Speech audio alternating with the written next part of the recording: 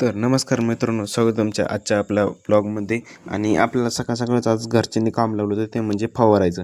आणि फवारासाठी आपण पाणी वगैरे आणून देत होतो. आणि पाणी वगैरे आणून देत होतो, आपल्याला जास्त काही काम नव्हतं, कारण वडील आणि चुलते होते. आणि वडील आणि चुलते असल्यानं आपल्याला जास्त पण काम वगैरे करायचं नाही ची गरज नसते मित्रांनो. तर आपलं त्या रानातल्या फवारून जातात आणि नदीच्या पलीकडे जातात.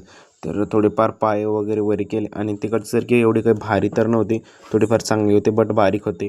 आणि तिकडं पण फवारून वगैरे घेतलं, आणि थोडंफार विहिरीच्या काठाला बसलो होतो, कारण एवढं पाठ वगैरे दुखत होती आणि एवढा कंटाळा आला ना. तर आणि नंतर आल्यानंतर नदीत आल्यानंतर झाल्यानंतर गाडीला थोडी आंघोळ वगैरे घातली, कारण त्याला पण आंघोळ करणं गरजेचं असतं ना. दररोज आपण इकडे तिकडे घेऊन जातो.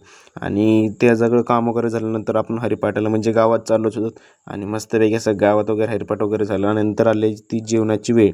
आणि जेवण वगैरे मस्तपैकी करून घेतलं, आणि आज आपलं डाळबट्टी होती जेवायला.